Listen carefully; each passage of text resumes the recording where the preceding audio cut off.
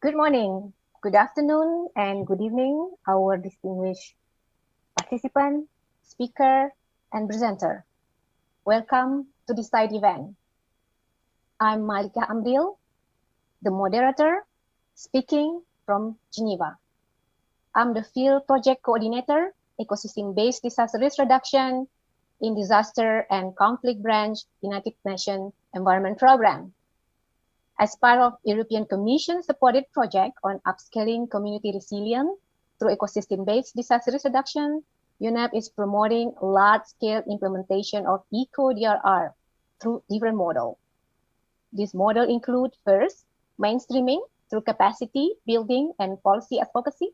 Second, leveraging investment in existing large-scale development programs. Lastly, community-based model applied across landscape, which UNEP is implementing in partnership with the Partner for Resilience or PFR consortium. In this side event, our partner will be sharing their experience from upscaling Eco-DRR across 4 countries, Uganda, Ethiopia, India, and Indonesia. We also work in Haiti, but the specific upscaling model was presented yesterday in the side event organized by International Federation of Red Cross and Red Crescent Society, IFRC, focused on nature-based solution for reducing disaster risk in humanitarian context. We are glad to have our Partnership for Environment and Disaster Risk Reduction Federal Network member, the University of Massachusetts at Amherst, United States, conducting cost and benefit analysis of our Eco-DRR models to fill in knowledge gap on estimated economic net benefit of using Eco-DRR approach. Unfortunately, we cannot present them with time limitation today. However, we will share later the link to access the knowledge product, especially the case study for each country, which include the cost and benefit analysis. The study has concluded that the benefit of Eco-DRR and resilient enhancements outweigh implementation costs. Eco-DRR approach and its upscaling appears to be a profitable long-term development investment. We are extremely grateful to the Directorate General for International Partnership, DG INPA, European Commission, for their generous support to this project. Before starting this event, we would like to inform you that the side event is being recorded and live streamed on the EU platform.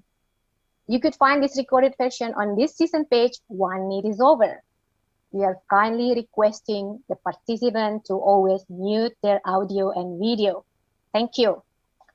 This event has 3 seasons. The first season is the opening with the presentation of the project overview video from UNEP and opening remark from the European Commission. The second season is the presentation of case study from 4 countries. We will start from the context and overview of this initiative. Then we will dive into each country.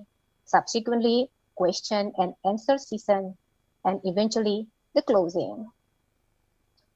Without further delay, let's start by watching the project global overview video. This video will present the project approach and Eco-DRR model in different landscape and country. We hope you will enjoy it.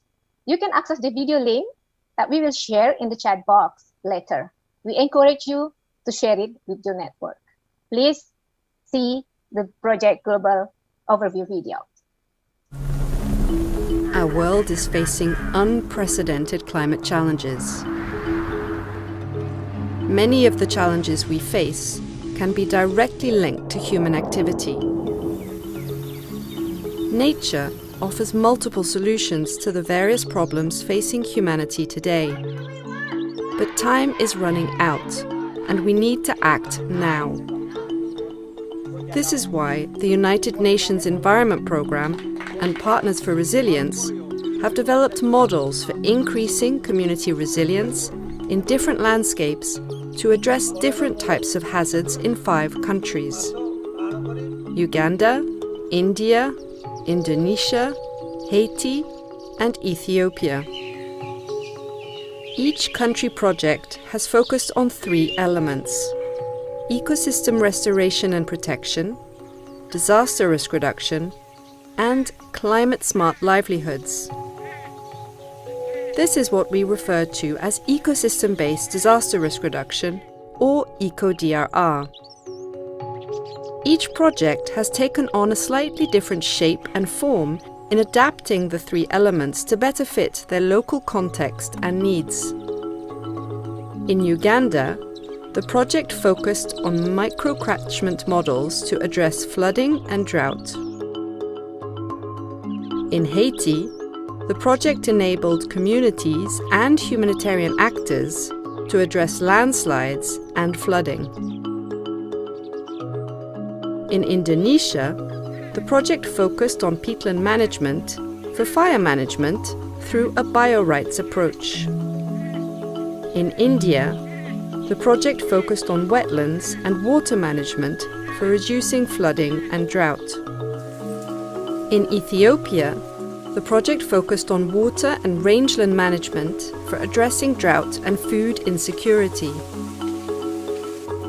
Although the projects each took a different approach, they achieved common targets, benefiting women and men to become more resilient, restoring or protecting ecosystems, and training community-based organizations so that they can continue to implement Eco-DRR with communities. And the benefits have considerably outweighed the project costs.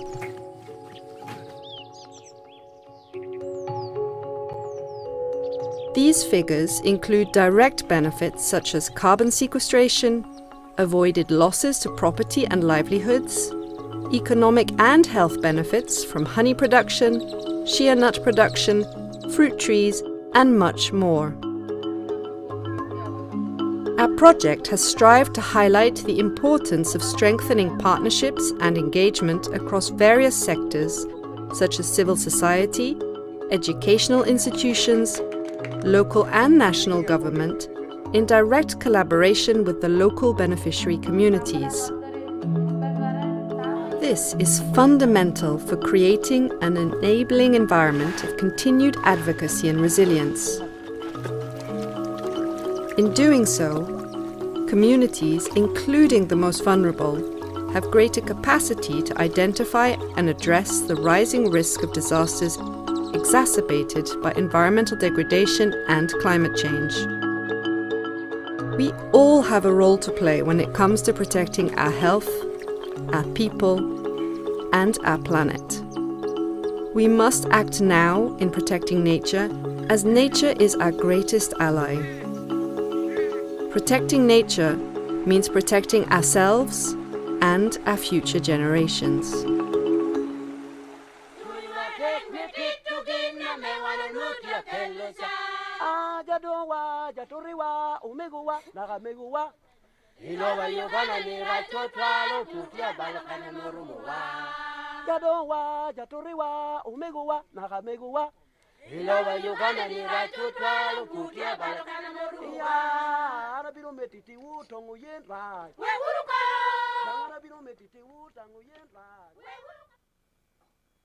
Thank you. For the participant, we invite you to leave question, feedback, and comment on Slido. We will select and present your question during the question and answer season later. Thank you. Now let's welcome Johan Luther, Program Officer, Disaster Risk Reduction from Unit F1, Climate Change and Sustainable Energy, Nuclear Safety, Directorate General International Partnership, DG INPA, European Commission. Johan, the floor is yours for 6 minutes, please. Thank you very much, Malika, and good morning, good afternoon, good evening to our audience. On behalf of the EU, I would like to welcome you to this side event, which will present and discuss some of the important work done under the Eco-DRR program. And as Malika said, my name is Johan Luther. I work here at DG INPA as Program Officer, and I've been following this program, which essentially has been financed by the EU since 2013 as part of a huge flagship umbrella program called the Global Climate Change Alliance, GCCA.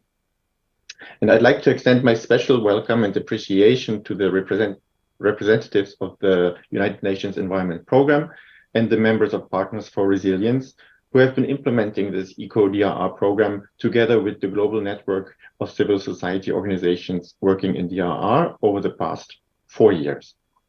And I'm really glad that this program can be presented here at COP27. And I look forward to Partners for Resilience presenting their Eco-DRR upscaling models from 4 of the 5 pilot countries. And as a donor, we are ultimately interested in and also accountable to our EU member states in concrete outputs like these that will make a difference and an impact on the ground, while having the potential for upscaling by a growing range of partners. Just as a quick recap, let me say that since May 2019, the landscape for development cooperation, and in particular for Eco-DRR and nature-based solutions, has really changed. On our side, the biggest milestone was the adoption of the European Green Deal in 2019, the new EU growth strategy, which is all about time for nature, namely transforming the EU into a fully sustainable and more prosperous economy while making it also a reference for sustainability. It is our strategy to become climate neutral and climate resilient by 2050, and we are taking this into our external action as much as possible. Then in September 2020, the Commission's President, Ursula von der Leyen, endorsed the heads of states and government leaders' pledge for nature. And this pledge has already been joined by over 82 countries, and it provides a very comprehensive and transformative roadmap for nature-based solutions. Then in February last year, the new EU climate change adaptation strategy was adopted, which prioritizes nature-based solutions for adaptation, including in its external dimension. And then equally important to the implementation of these solutions are the new EU biodiversity and farm-to-fork strategies, or the recently adopted detailed agenda for a sustainable blue economy. They set out the EU's ambitions to protect 30% of land and sea areas within Europe, but also around the world. And they will help us restore damaged rivers and plant 3 billion trees by 2030. They will also help bring back pollinators to agricultural lands and reduce the use and risk of harmful pesticides. The EU and particularly INTPA have a strong desire to shape the complex geopolitical world we face. The EU cannot succeed alone in addressing common priorities such as fighting climate change, environmental degradation, or biodiversity loss. So we want to build coalitions, green alliances, and foster international partnerships with other regions, countries, and stakeholders on equal footing. For the European Commission, nature-based solutions are a key part of this puzzle and are becoming more and more prominent. They are inspired and supported by nature, and they play an important role in solving the aforementioned global challenges. They are cost-effective solutions that can provide simultaneous environmental, social, and economic benefits. And COVID-19 and the challenges of building back better and greener confirm the need to redirect capital flows towards sustainable activities to make our economies and societies more resilient. In INTPA, we will continue mainstreaming environment, climate change, and disaster risk reduction considerations into all the external actions. And our new Neighborhood Development and International Cooperation Instrument, NDICI, or Global Europe, which is the new single financing instrument of the EU external cooperation. It contains a 30% climate spending target, and this has even been increased by 4 billion last year, and it reaches almost 24 billion euros. We will seize this opportunity to step up the EU's climate action and continue supporting our partner countries reach their commitments under the Paris Agreement, the Sendai Framework, and the new Global Biodiversity Framework. And by doing so, we will continue promoting the use of nature-based solutions to align and reach simultaneous key climate and environmental objectives. And this is already visible in a number of national, regional, and global programming documents, especially in relation to integrated management of forests, inland waters, coastal zones, and seascapes. And I have to say that our cooperation funds are now concentrated at bilateral and regional level. And at present, we are designing new disaster risk reduction activities in Latin America and the Caribbean, in Central Asia, Middle East, South Asia, Pacific SIDS, but particularly in Sub-Saharan Africa. And many of these are being implemented or developed together with EU member states as so-called Team Europe initiatives. And just as an example, before I come to the end, in February, we launched the Africa-EU Global Gateway Investment Package worth 150 billion euros. It includes flagships such as the EU-Africa Initiative to Boost Adaptation and Disaster Risk Reduction. It will be launched on Monday in Egypt. And also a program to leverage Earth observation programs for climate services and disaster risk reduction. And then it also includes several ocean governance and blue economy programs where nature-based solutions should feature prominently in terms of coastal resilience. But other initiatives include Nature Africa, transboundary water management, the Great Green Wall, sustainable and resilient agri-food systems, etc. And all of these may provide entry points for nature-based solutions and Eco-DRR. And with this in mind, I'm really excited and again glad that this can be presented here at COP. And let me finish by saying that this program has really been an inspiration for our EU delegations and for other implementing partners who are implementing the bulk of this cooperation budget that we have. I wish everyone a very fruitful and interesting meeting. Thank you. Thank you, Johan. Now we'll learn more about the context and overall achievement from Vincent van Haren, Program Manager Eco-DRR, the Netherlands Red Cross Headquarters, and the project coordinator from Partner for Resilience Consortium. Vincent, you have 5 minutes and 30 seconds, and you can start now. Thank you, Malika. Well, on behalf of Partners for Resilience, I would like to thank INPA and UNEP very much for the cooperation. I would like to briefly focus on Partners for Resilience. Yes, there is the umbrella.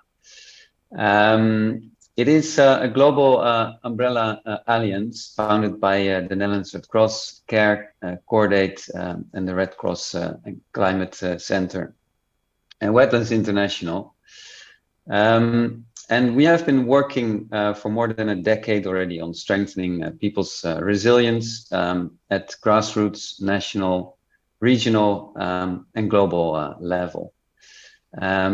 Since 2019 on the Eco-DRR program with UNEP and INPA. Next slide, please. So as mentioned already, 5 countries.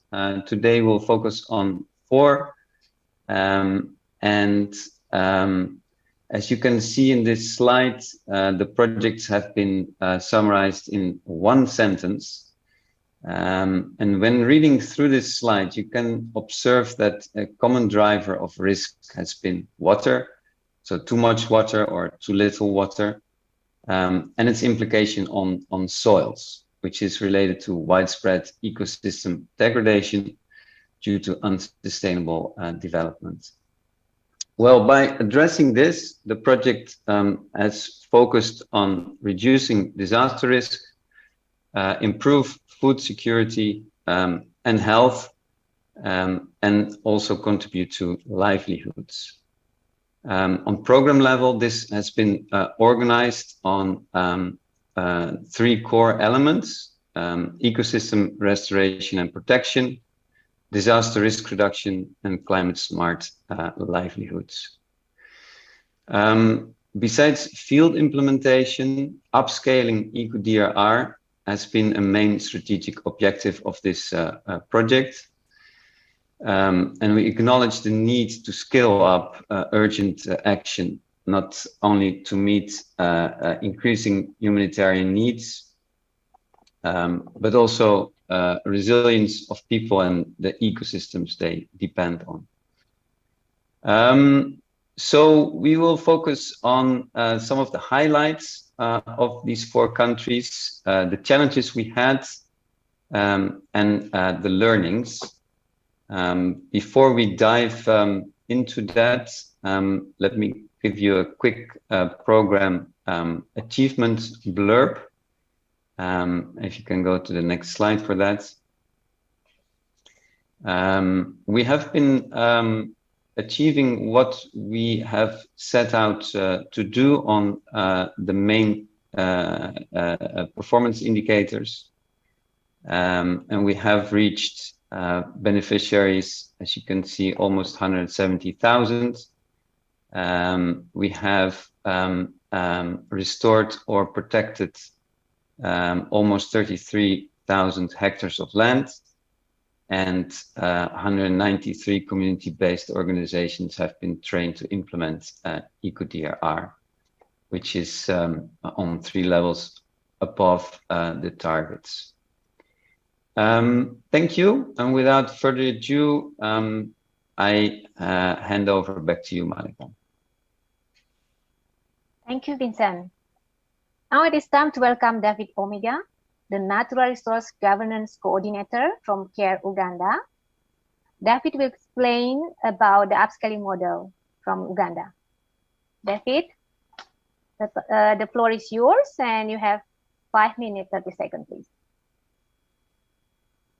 Thank you very much, Malachi. I'm glad to be here. I'm David Omega from CARE Uganda.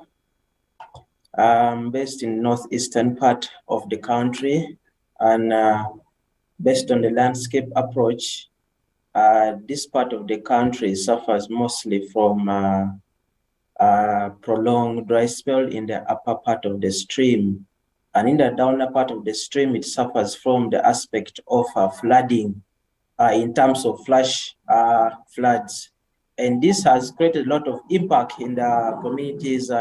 These are farmers' communities, and they have challenges in productivity. They have challenges in availability of water. And for those who are migratory communities in the far northeastern part, it has led to resource-based conflict in search of water, fresh water for feeding their animals and all that. Along with this, with the outbreak of COVID-19, it created furthermore challenges to the communities that most of them resorted or adapted to maladaptation practices like deforestation in a bid to fight the poverty level that they were already experiencing, and did further escalate the rate of degradation that we're already experiencing in this upper part of the country.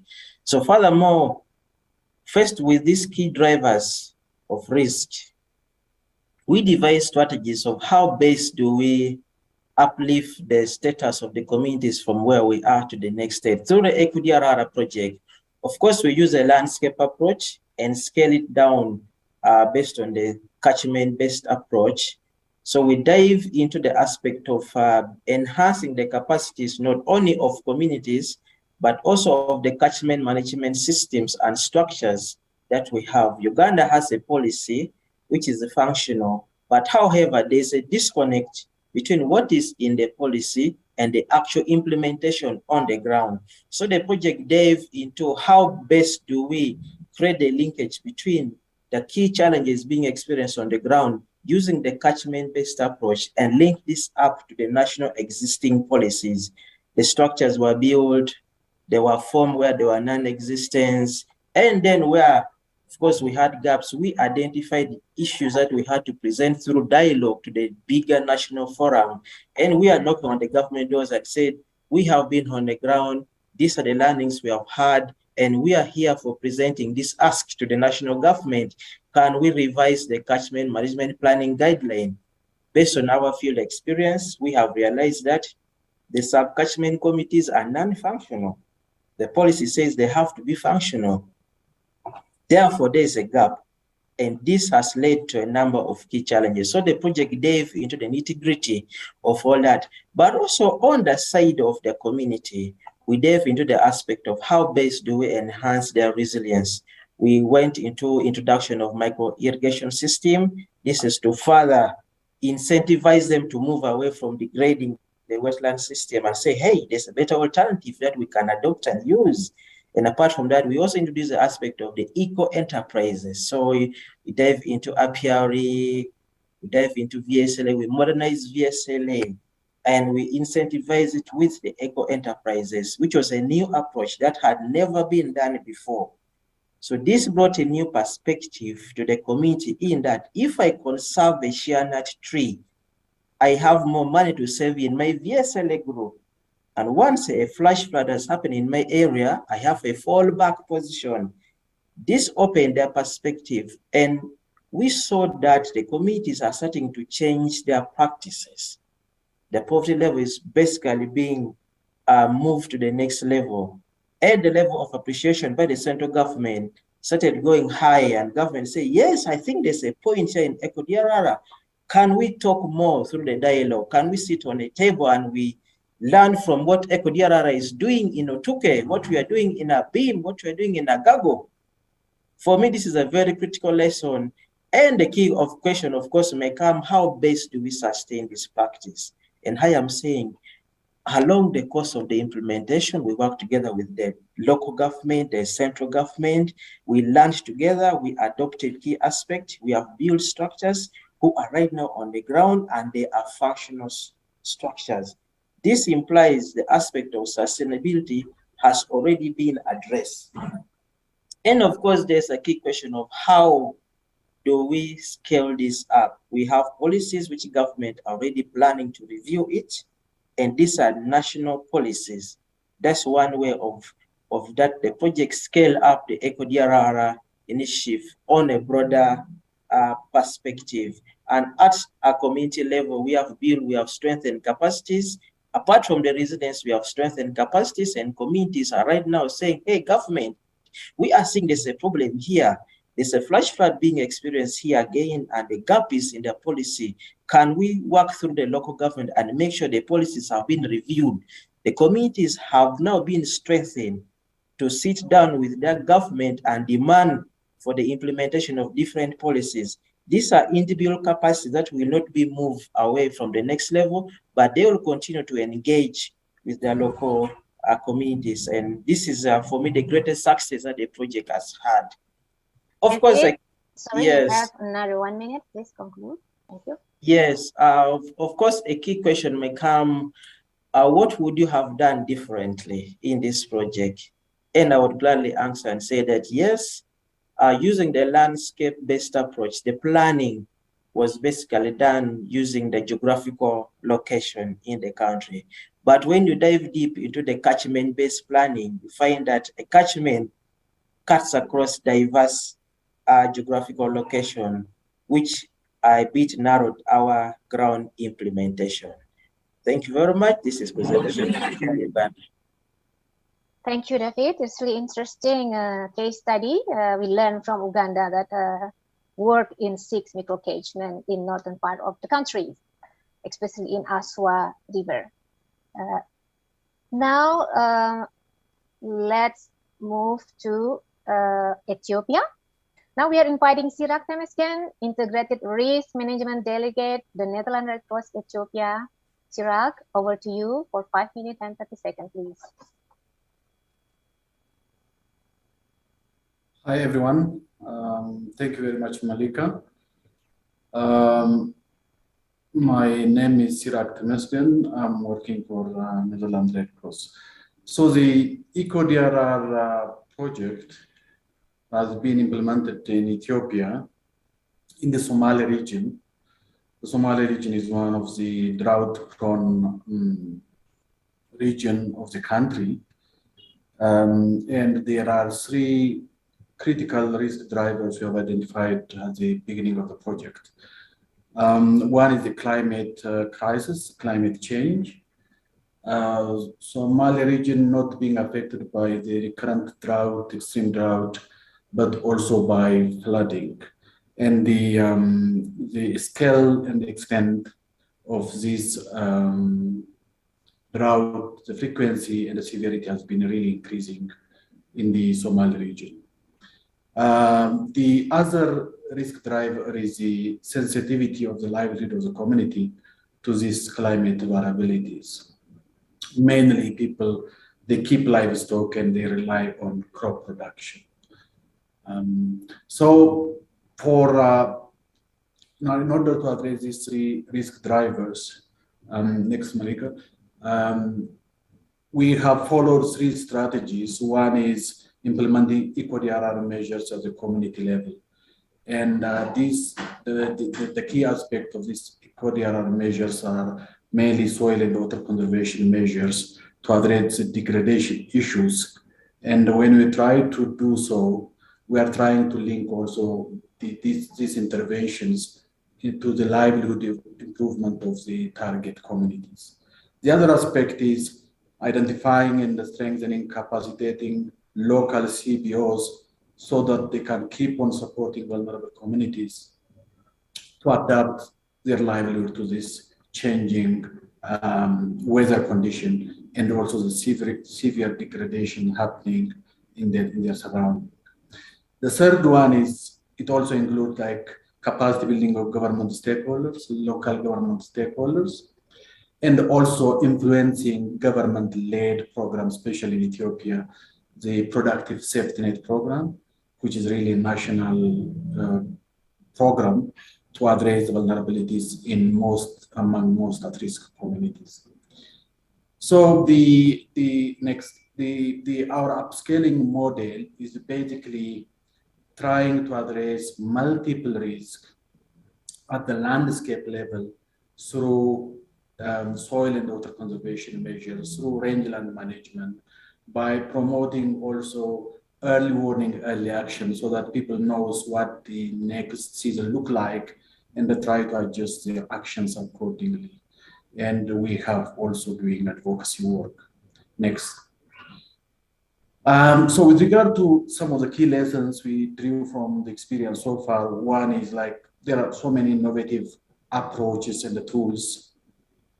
So we can really do a lot. We can use those tools. Even there are improved policy framework, which could help us to promote Eco-DRR measures at the community level and to try to address like the root cause of people's vulnerability.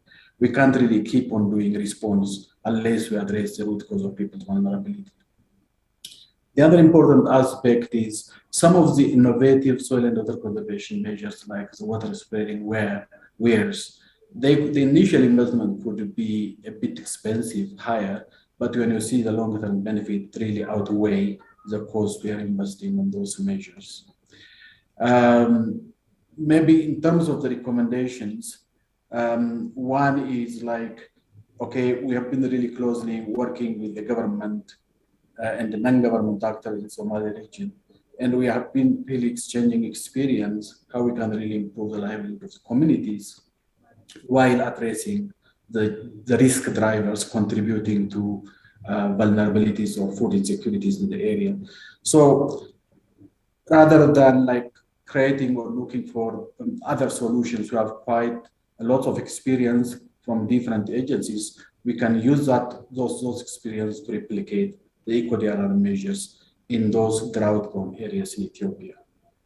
The other one is the importance of the civil society organizations, especially CBOs. They are close to the community. They are always there in the community. Building their capacity will help us to sustain the Eco-DRR measures at the community level. I think those are like some of the key issues we have recommended, and we are happy in terms of success. We managed to include mainstream some of the successful Eco-DRR measures within the KSNP program in the Somali region in some of the target districts. We are not only focusing on external bodies project like government project or NGO project. We have also managed to influence diverse projects and programs of the Red Cross itself within the Red Cross. We are not only sharing the lessons to external parties, but we manage to also share those experience internally. And in Somalia region now, we are having like one is already started, a drought response program, where we manage to mainstream some of the successful Eco-DRR measures. And there is a new initiative also with Canadian Red Cross. We designed for the entire Papuan region on nature-based solution, which goes for the next 3 years, starting from January 2023. So those are some of the successes, Malika. Over to you. Thank you, Sirak. For the participant, we again invite you to leave question, feedback, and comment using Slido. We will select and present your question during the Q&A session later. And we have one comment from the participant today that they really enjoyed the video. Thank you. We are glad that you enjoyed the video. Now, let's move to Asia and welcome Dhruv Verma, Technical Officer, Wetland Ecology from Wetlands International, South Asia. You will present the case study from India. Dhruv, the floor is yours, and we have 5 minutes 30 seconds, please. Thank you, Malika.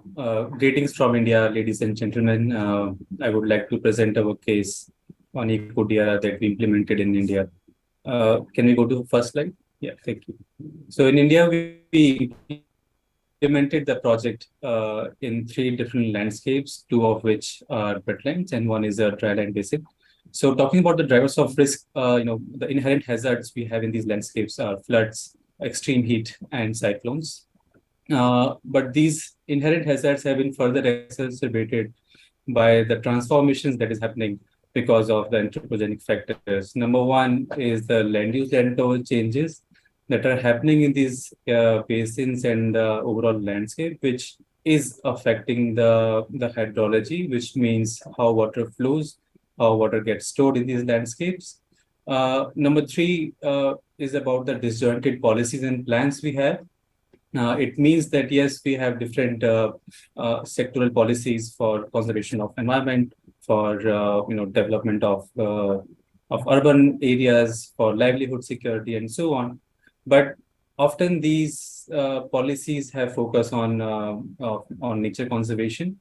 But even if they have a focus on ecosystem conservation, it's rather about beautification of ecosystems, getting things concretized, which basically hampers how nature behaves in a landscape. It's also about how communities favor what they want. During our interaction, we observed that instead of DRR, which is about mitigating or reducing the risk at the very first place, people still prefer the post-disaster management system, which is about relief and response. Now, with all these things, and in addition to the inherent hazards we are also observing a lot of new hazards, which are flash floods, water stagnation, coastal erosion, and seawater intrusion in these areas. And because of these and our sectoral policy, they are incognizant of these emerging risks. There is a need to understand how ecosystems behave in our landscape and how we can learn from the nature to reduce those risks. Can we go to the next slide? Yeah, so talking about the strategies to address these risks. Number 1, we established strategic partnership across different expertise and themes, and also at different levels, ranging from the local and village level organizations to the national level institutions to implement and learn from the project. It's also about strengthening community-based institutions on wetlands management, on DRR through participatory approaches, for example, community-based risk mapping, ecosystem services assessment, and so on. And it's also about fostering their own engagement and taking ownership in implementing Eco-DRR with the help of convergence funding. Then the nodal wetlands we have in our landscape, these are basically large wetlands. And to manage these wetlands, we also attempted in developing their integrated management plan, which are basically a government-approved administrative plans, which will help the stakeholders in conserving the biodiversity as well as sustaining the wide range of ecosystem services these wetlands provide. And to have convergence funding, we need to integrate Eco-DRR in different policies, in different plans. So we aimed for integration of the Eco-DRR interventions in local as well as other sectoral development plans. Next slide, please. Yeah. Now talking about the upscaling model, how we aimed for upscaling Eco-DRR, because it's very important that we document the pilot interventions, we do their evaluation, and if these pilot interventions are really successful, if communities are really willing to to use them or to apply them in the landscape, it's really important to upscale them. And in our case, our activities were structured around three pillars. Number one, ecosystem protection, climate smart livelihoods, and DRR. So we get these eco-DRR interventions incorporated or upscaled into the disaster plans. So you can see the figure that is on the bottom right. So we developed a manual.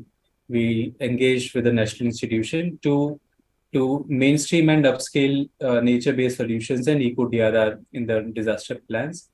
And also for effective management of wetlands, we designated these wetlands as Ramsar sites, which means that these wetlands will have an enhanced protection or management regime.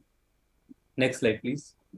Dhruv, you have another minute, please. Yes, talking about the lessons learned, number one is identifying community-based volunteers and organizations, and to really make them champions in implementing Eco-DRR. Number two is about the women's self-help groups or leaders who can play a catalytic role in upscaling Eco-DRR. Number three, partnerships. We all have our own expertise, and I think establishing partnerships or working in tandem with other organizations also helps in enhancing the effectiveness. And last is the convergence with sectoral plans, which help in getting resources for sustaining Eco-DRR activities on ground. Next slide, please. Talking about the recommendations, in one line, I can say that wetlands and other ecosystems need to be a part of the risk-resilient development agenda and the climate solutions we aim for. And for that, I think number one, building convergence is really important. Building capacities through training programs and having knowledge material on Eco-DRR is really important. Developing a business case for Eco-DRR is really important. Establishing a network of experts, stakeholders across the region or country can also be really helpful in realizing the upscaling, and also tapping into the private sector investments for the implementation of Eco-DRR is really important, and what we should aim for maybe perhaps in the upcoming projects. With this, I thank you all for the patient listening. Thank you, Dhruv. We are now inviting the last presenter, Eko Budi Priyanto. He is a Wetland Restoration and Community Development Coordinator from Wetland International Indonesia, that they are working in the peatland ecosystem. So you see that we have working in different ecosystem. Dhruv explained already in wetland in India, and also in Ramsar site. Now we will hear from Indonesia, our upscaling model in peatland ecosystem. Eko, you have 5 minutes and 30 seconds. You can start now. Thank you, Bu Malika and Eko Budi Priyanto from Wetlands International Indonesia. For the reverse of risk, Indonesia has 21 million hectares of peatlands. About 39% of the tropical peatlands is in Indonesia. These peatlands provide enormous benefits to humans and are very important for biodiversity. However, most of the peat is in degraded condition, mainly due to the development of large-scale plantation, such as oil palm, that have occurred over the last 30 years.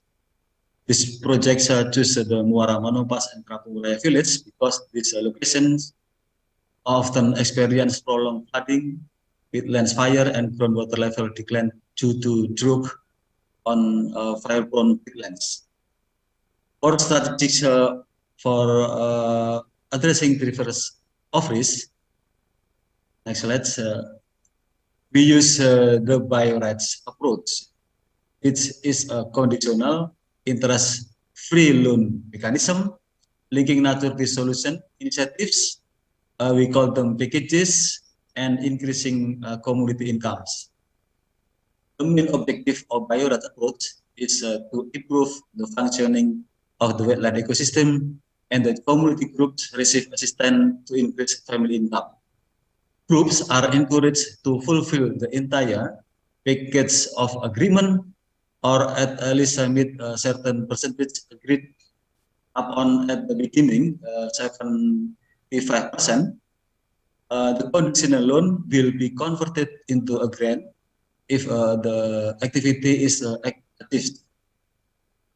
For Eco-DRR upscaling model and link with the national program, this is the next slide. The project applies the integrated risk management concept to integrate restoration ecosystem management with climate change adaptation and disaster risk reduction.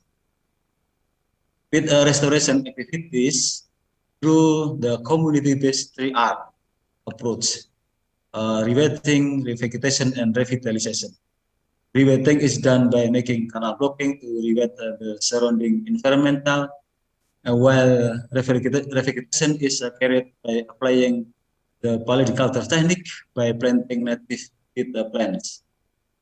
To develop the climate smart livelihood businesses, a bio-red financing scheme is applied to local communities for more sustainable livelihood practices through training on native peatland restoration and development of sustainable livelihood enterprises in peatlands ecosystems.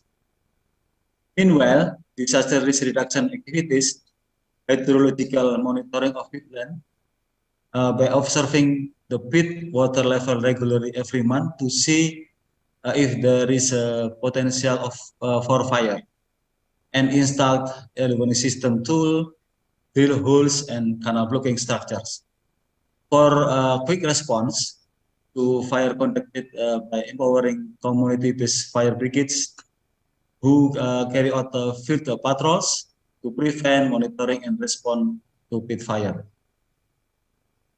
Some of the lessons learned during the project ring from the effectiveness of the bio-red approach to engagement of the local community in the stewardship of the environment. Strong interest in the upscaling of Eco-DRR as a way to gain multiple benefits, as well as a local community and government participation in influencing policymaking. Flexibility to adjust to the changing priority of national governments is a key to successfully influencing national level peatland management.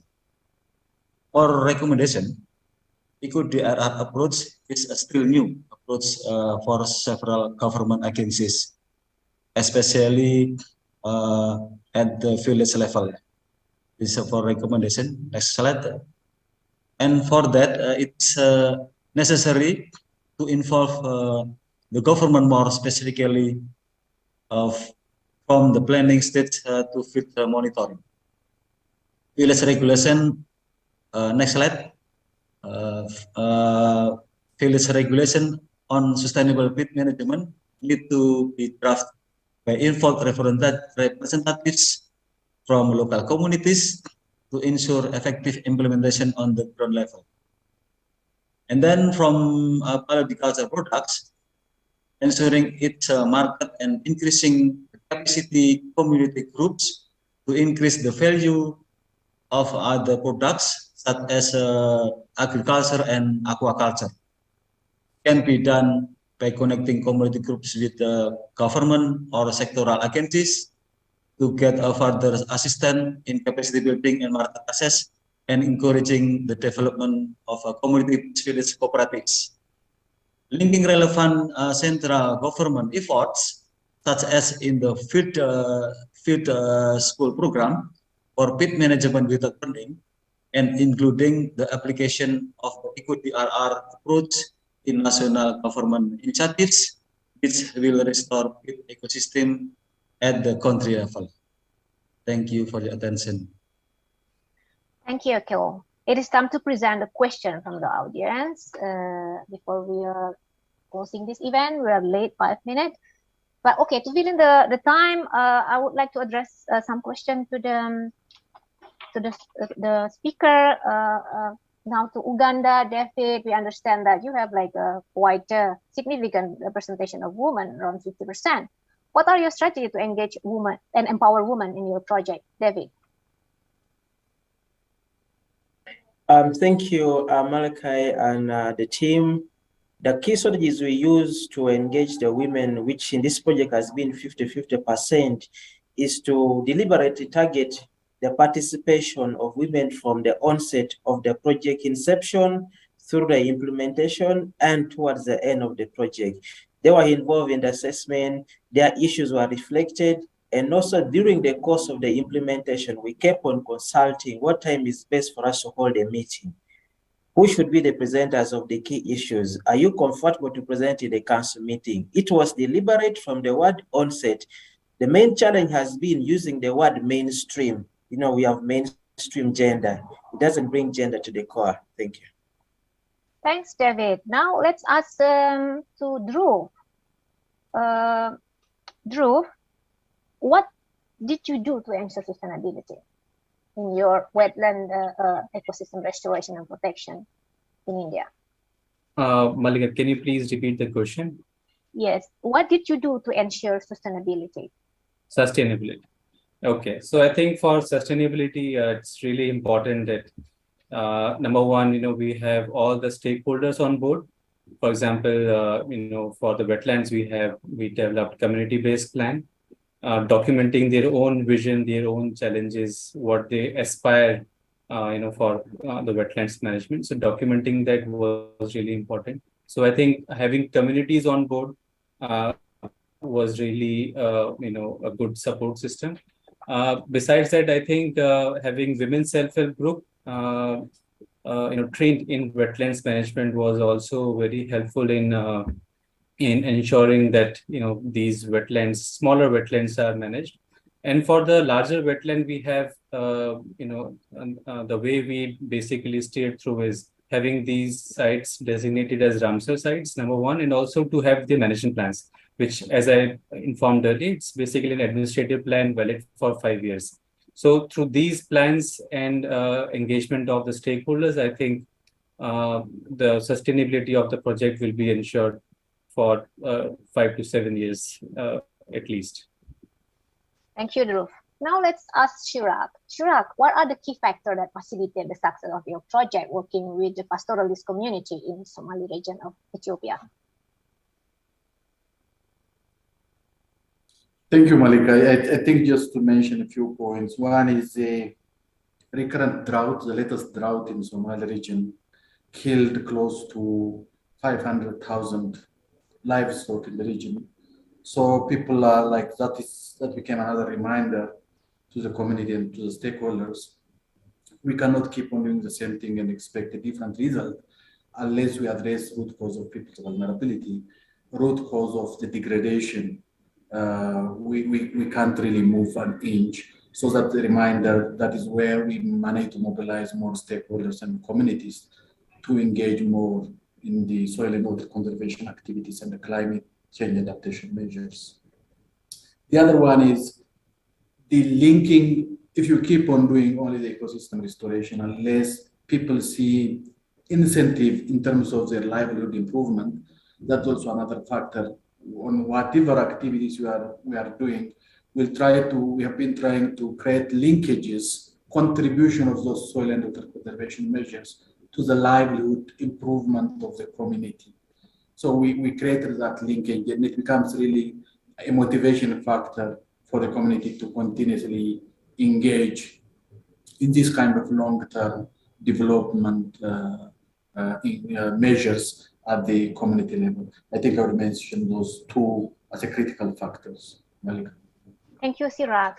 Audience, we will let 5 minutes. Please bear with me. We need to ask this question to the Indonesian team, that we want to know that Eco, what would you do differently if you could start the project all over again? Okay, thank you, Bu Malika. We will prioritize marketing potential by conducting marketing analysis and activities, and prepare more detailed data and information as a material for project success analysis. For example, knowledge development. Why? Because with the completed data and analysis, it will be more easy to influence the program from the village until to national level. Thank you, Eco. We have arrived at the end of this side event. We can conclude that the Eco-DRR approach can be upscaled in different landscapes by advocating and creating linkage with relevant national programs. It requires a strong community engagement and should be addressing the livelihood issues while restoring and protecting degraded ecosystem and reducing disaster risks. As mentioned earlier, you can access our knowledge product through the link we are sharing in the chat box. We thank all of you, our distinguished participant, speaker, and presenter. We are grateful for your enthusiasm and interest to know more about our upscaling model. Our apologies for not being able maybe to being on time in this event. So we wish you a pleasant day. Thank you.